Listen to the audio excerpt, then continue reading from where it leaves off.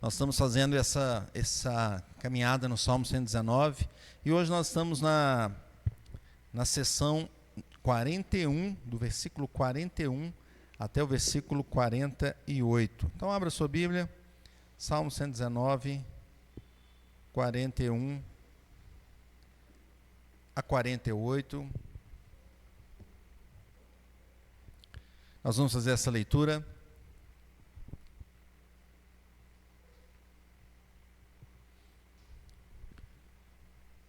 Vamos ficar em pé mais uma vez, meus irmãos? Levanta, senta, levanta, senta, levanta. É bom exercício.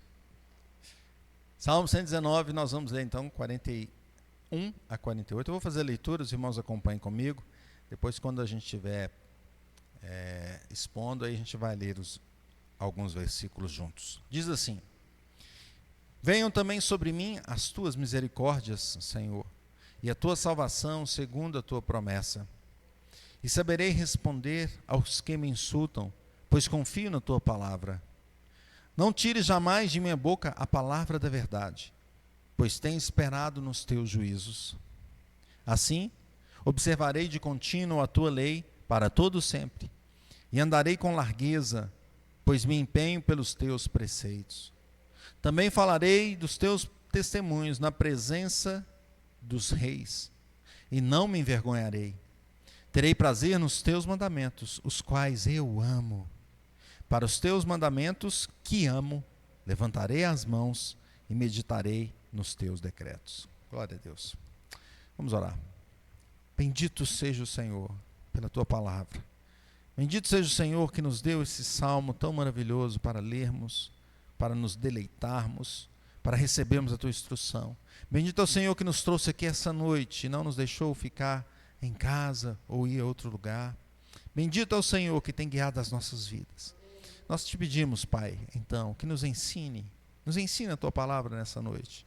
Nos ensine, Senhor, essa porção aqui do Salmo 119, que ela enche o nosso coração, inunde o nosso ser, que nós saímos aqui alegres, felizes por tão grande salvação que o Senhor tem nos dado.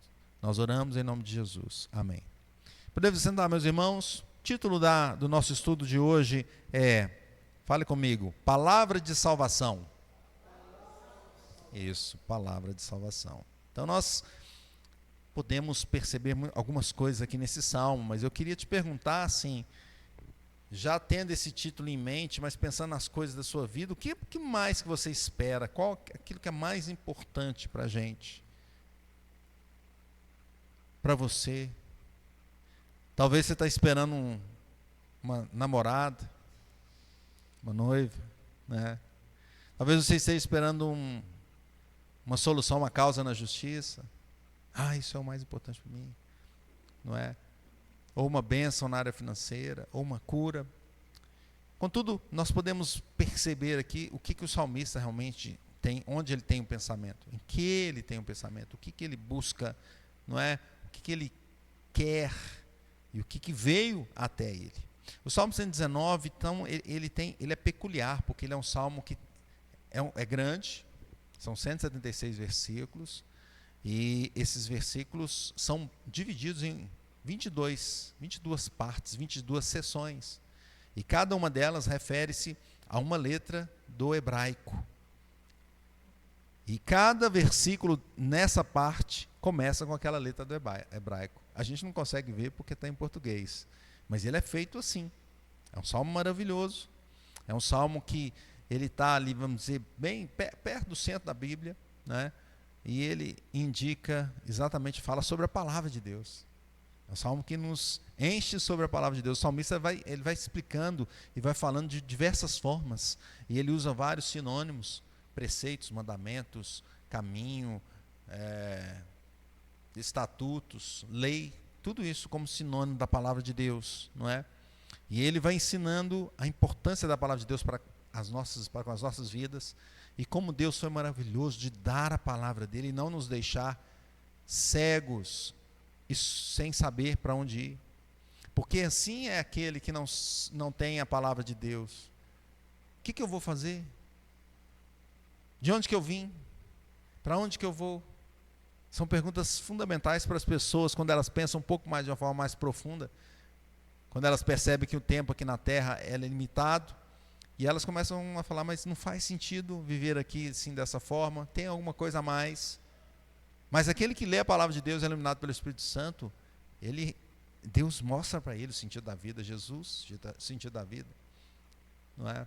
E a gente entende o mundo de uma forma melhor, porque nós vemos o mundo pela cosmovisão bíblica, pela palavra de Deus. Então, nós percebemos aqui, eu coloquei o título Palavra de Salvação, porque nós vamos ver que é isso que conduz a vida do salmista, não é? É isso que conduz a vida dele. Veja que eu vou falar em outras palavras esse texto, né? Esse texto que começa com a letra Vav, né? E ele fala assim, ó, Senhor, dá-me o teu amor, a salvação que me prometeste. Senhor, dá-me o teu amor, a salvação que tu prometeste. Deus já prometeu a salvação. E ele está pedindo, então, Senhor, faça ela acontecer na minha vida. Porque se eu fizer isso, eu vou poder responder àqueles que me insultam, pois eu confio somente em Ti. Ele pede, Senhor, não tires de mim a sua palavra, a palavra da verdade, pois os teus estatutos são minha esperança. Então veja onde está a esperança dele, na palavra de Deus. É nessa palavra que está a esperança da vida dele. Ele fala, continuarei a obedecer a tua lei para todo sempre. O desejo dele é servir ao Senhor e obedecer para todo sempre, aqui nessa terra e depois, né? Andarei em liberdade, pois me dediquei às tuas ordens. Esse é o sentimento dele, de que quando eu obedeço e ando nos caminhos do Senhor, eu estou livre, porque o que mais me prende é o pecado. O pecado nos prende, né? Ele fala mais, como tenho prazer em teus mandamentos, como eu os amo. Olha as palavras, não é? As palavras que ele diz a essa palavra. Celebro teus mandamentos que amo. De novo ele usou que amo. Em teus decretos medito. Que bênção, que bênção. Nós podemos ver aqui então que o salmista está mostrando que a palavra da salvação que conduz a vida dele, e a palavra de salvação é que também conduz a nossa vida. E como que o salmista lida com a palavra? Como nós também lidamos com a palavra? Em primeiro lugar, aqui eu vou usar, ao invés do salmista, eu já vou usar o crente. O crente apropria-se da palavra. Vamos dizer assim?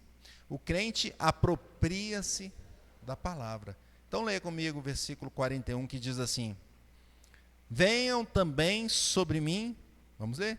Venham também sobre mim as tuas misericórdias, Senhor, e a tua salvação segundo a tua promessa. Então veja que o salmista está assim, venha sobre mim a tua misericórdia. Senhor, o Senhor já prometeu, a salvação é uma promessa do Senhor, então eu quero tomar posse disso aí, venha sobre mim.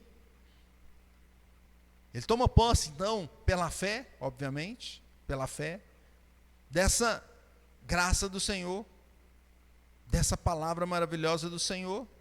E ele sabe que isso é somente pela misericórdia de Deus, porque ele não tem condições de alcançá-la, mas o Senhor atrás. Então ele, pela misericórdia, apropria-se dessa palavra, apropria-se dessa salvação, a salvação que é uma promessa divina.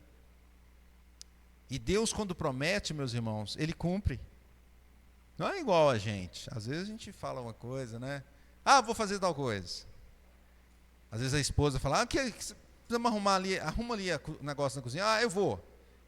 Olha lá, já estou olhando assim, ó, de lado. E aí fala, vou, mas não vai, né? Aí chega lá num belo dia, está arrumado. Ah, eu falei que ia arrumar. Ah, você não arrumou, arrumei.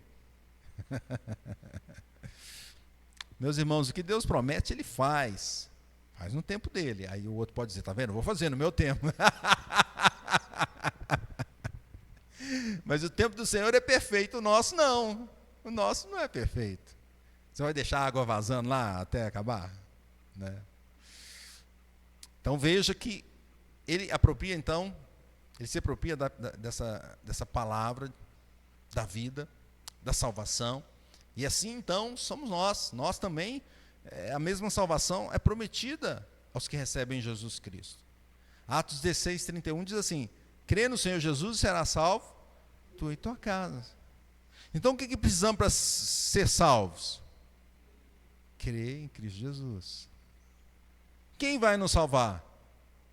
Jesus. Ele vai salvar. Então algumas pessoas andam preocupadas. Tem um conhecido do meu pai lá, que ele sempre está perguntando, não, a gente tem que fazer isso, tem que fazer aquilo. De vez em quando a gente vai na casa dele e fala, não, porque nós temos que fazer isso, temos que fazer aquilo. Como se realmente, assim, depende dele, das obras dele, ele fica assim, não, porque nós temos que olhar isso, temos que fazer aqui, tentando ajudar as pessoas, no sentido, ele está fazendo isso no sentido de que ele entende que será salvo se praticar as obras, as boas obras. Contudo, meus irmãos, a palavra do Senhor diz que nós somos salvos por causa de Cristo Jesus. Isso traz um descanso para a nossa alma, porque uma vez que nós clamamos a Ele, Ele nos atende. E Ele fala, crê e será salvo. Então nós cremos, e até o crer, Ele que nos dá, senão a gente não vai crer. Então nós temos a tranquilidade e andamos em paz, andamos tranquilos, porque nós somos salvos. Nós nos apropriamos dessa palavra. Assim é o crente. Assim é o crente. Lucas 2:31, nós vimos aí, 2:30 e 31, nós lemos esse texto, porque os meus olhos já viram a tua salvação, a qual preparaste diante de todos os povos. A salvação é Jesus, Jesus é a salvação.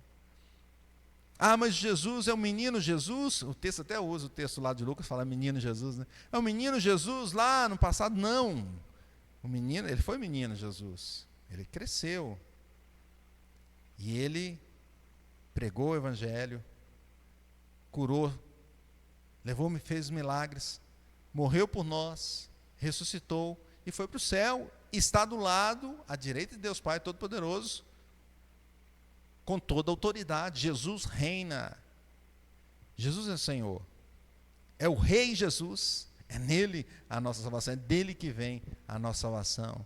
Então, se você tem dúvida na sua salvação, não é o momento de ter dúvida, é o momento de correr para Jesus. Você que nos acompanha, tem alguma dúvida? Corra para Jesus. Ele é a salvação. Segundo lugar, o crente tem sempre a palavra em sua boca. Vamos dizer isso? O crente tem sempre a palavra. Então vamos ler versículo 42 e 43 juntos, que diz assim: e saberei responder aos que me insultam, pois confio na tua palavra. Não tires jamais de minha boca a palavra da verdade, pois tenho esperado nos teus juízos. Olha então depois de tomar posse da salvação, o que o crente faz agora? Agora ele cada vez mais procura ter a palavra com ele. Essa palavra que o deu esperança, que o deu salvação, Jesus Cristo. Essa palavra que fala no seu coração, agora ele então procura tê-la na sua boca, para sempre comunicar a palavra de salvação. Não é bom quando a gente vê uma pessoa, e a pessoa sempre fala coisas boas? E é ruim, né, quando a gente vê uma pessoa que só fala coisas más. Ou então que só fala praguejando, não é isso? Ou falando palavras torpes. Hoje em dia é tão comum isso, infelizmente. A gente vê as pessoas assim falando abertamente, né? Até na televisão está ficando comum, uma coisa que era mais contida assim. Então veja que, não vou nem falar no futebol, né, irmão? Que você que gosta. Você vai lá, o cara já começa gritando, xingando, né? O juiz entra, coitado da mãe do juiz, né? Então, o crente não, o crente ele tem, aí vou até contar aqui, um amigo nosso, não vou falar quem é, pastor amigo nosso, eu estava em casa assistindo televisão, esporte, aí passou assim, era jogo do Galo, aí passou torcida assim, de repente passou ele subindo assim, a cara dele, sabe quando a câmera amplia assim, pega a pessoa direitinho? Então pegou ele assim, a cara dele entrando assim, eu falei, tal pessoa lá. Aí eu falei com ele um dia, que fulano, você estava lá no jogo do Galo, né? Eu te vi na TV. Ele, me viu, tal. Aí passou, e depois de um tempo ele me mandou mensagem aqui. Mas eu estava falando alguma coisa. eu estava falando alguma coisa ruim, assim, né? Não, tranquilo.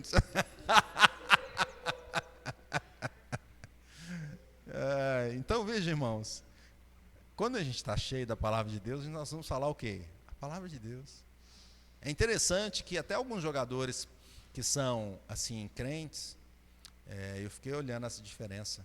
Por mais que a teologia dele não seja uma teologia correta, mas assim, a pessoa faz o gol e aponta para o alto e agradece a Deus.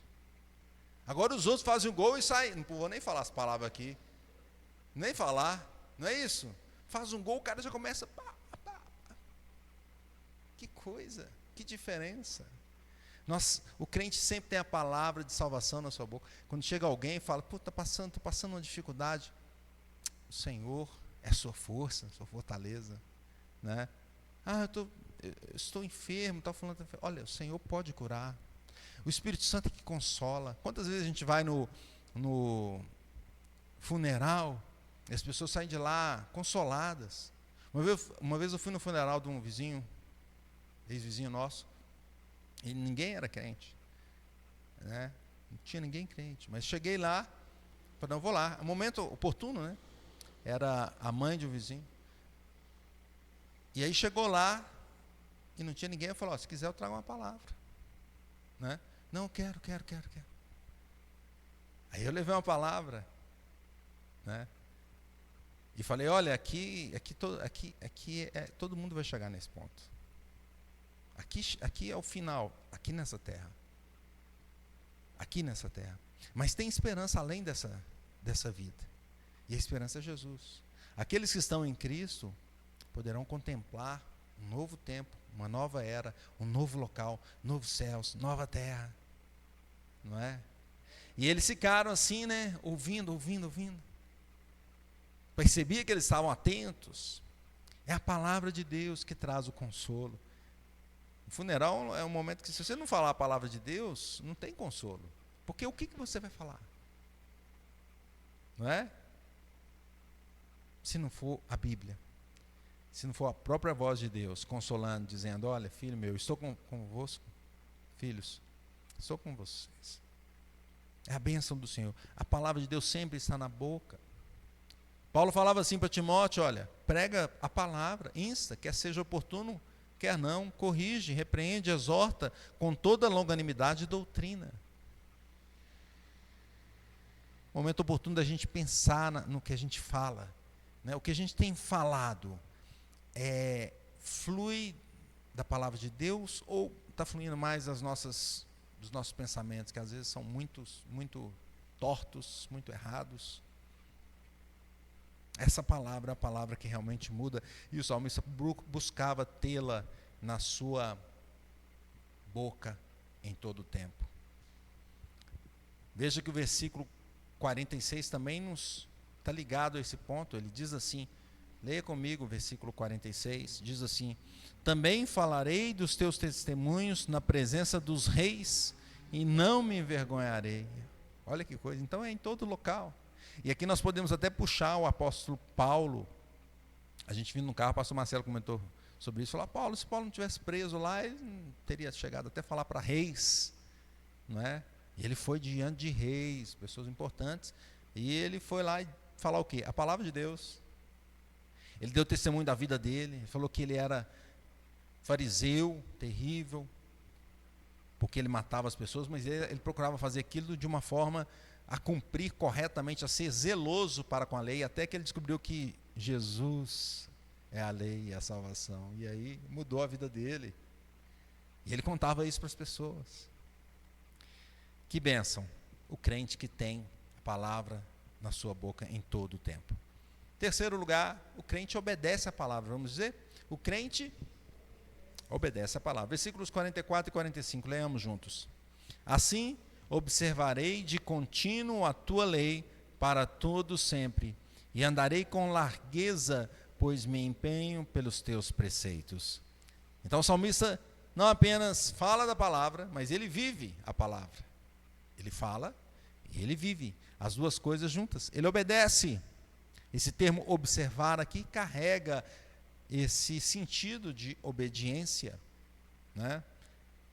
Como o hino que nós cantamos, crer e observar tudo quanto ordenar, o fiel obedece ao que Cristo mandar. É assim a vida do crente, a vida do salmista, é a nossa vida. A lei do Senhor não é apenas para ser repetida, não é apenas para termos um crescimento intelectual, mas ela é Prática. Prática. Ela é a norma para obediência. A Bíblia não é para ser deixada aberta na sala, no instante. Tem alguns que gostam de abrir lá, abre no Salmo 91 e deixa lá, parado lá, cheio de poeira, né? A folha ali fica até amarela, muda a cor. Só aquelas páginas ali abertas. Não. Esse amarelo tem que entrar no nosso coração, na nossa prática. Nós vamos comer dessa palavra. E essa palavra ser viva e eficaz em cada um de nós. A norma não mudou, continua firme.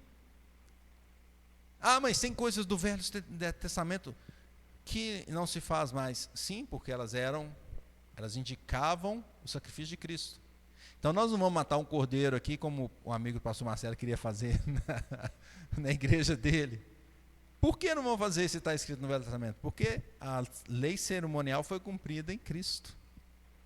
Então não fazemos isso mais, não é? O sangue de Jesus é poderoso, não tem mais sacrifício. Hebreus diz que agora foi uma vez só, para todo sempre, não é? Mas a lei moral nós obedecemos, 10 mandamentos nós obedecemos, porque a lei moral, ela é perpétua. E a lei moral é que dá ordem na sociedade. Pode pegar. As nossas leis, não tem como fugir. As nossas leis vão, eles estão até tentando colocar uma outra lei ali que seja contra o não matarás, por exemplo. Mas em linhas gerais, não tem como. Em linhas gerais, as leis dos países têm que seguir a norma, porque ela que dá uma ordem na sociedade. A lei de Deus é perfeita, ela é prática, devemos fazê-la, devemos obedecê-la.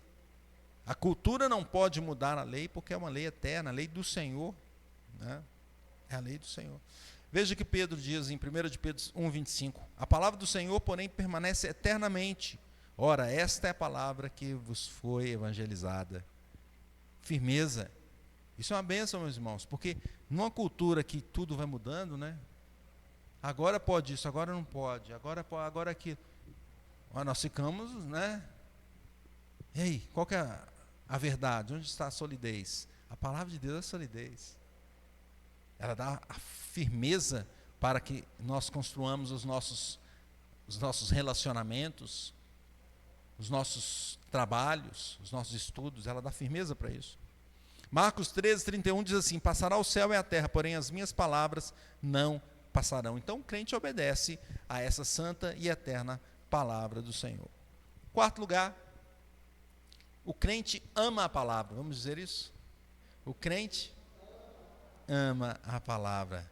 E aqui nós podemos perceber, eu já destaquei isso na leitura, né? Versículos 47 e 48. Vamos ler juntos esses dois versículos.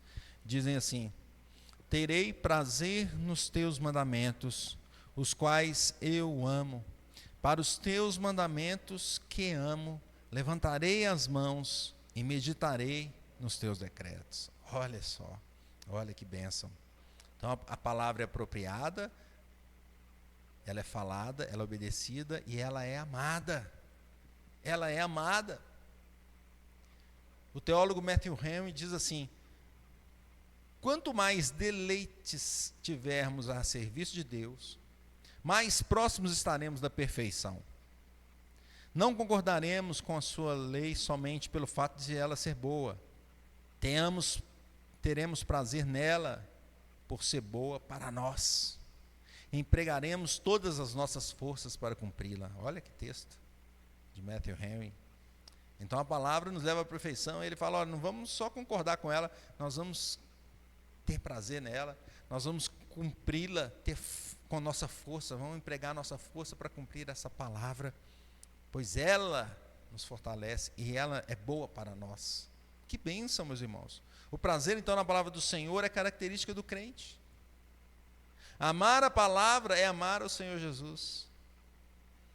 O que Ele nos diz é vida para as nossas almas, transforma a nossa alma, faz crescer cada um de nós. A Bíblia age no coração, no centro do coração. O Tito Amar fez uma cirurgia, né? Ali no coração.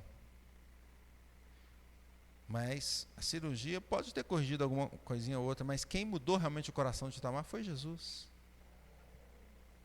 É Jesus que vai lá e transforma. E aqui eu não estou falando do coração, só o órgão, né?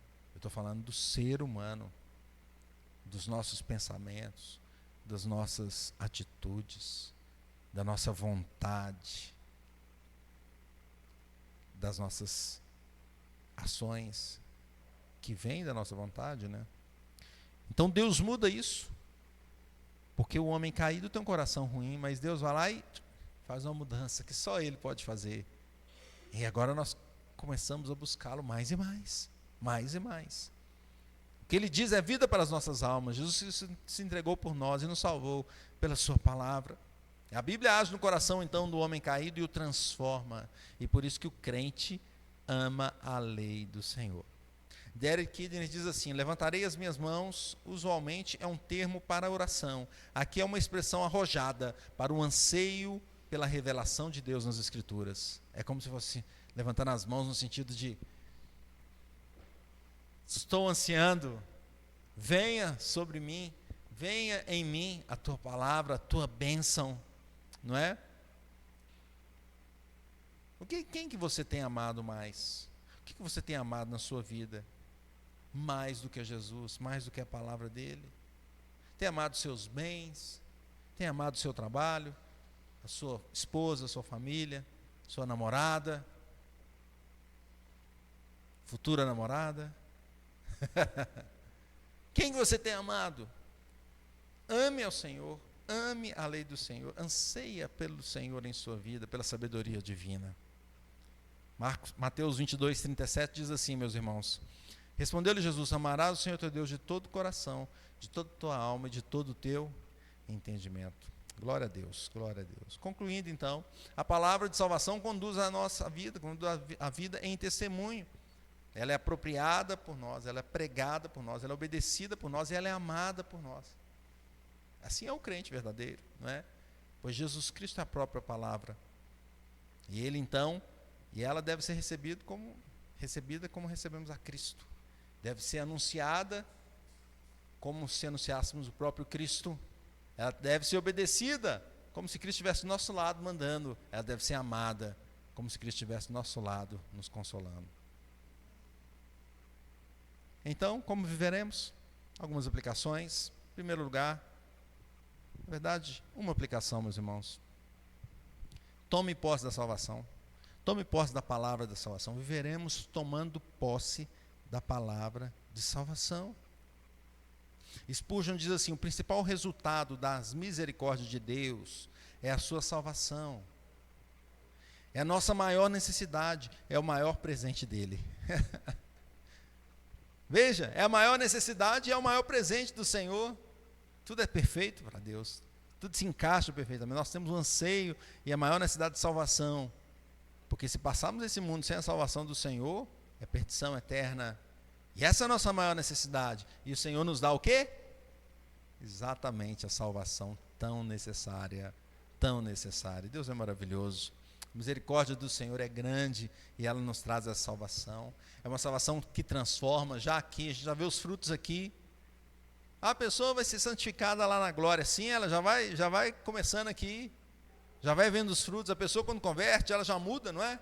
A gente já vê algumas mudanças.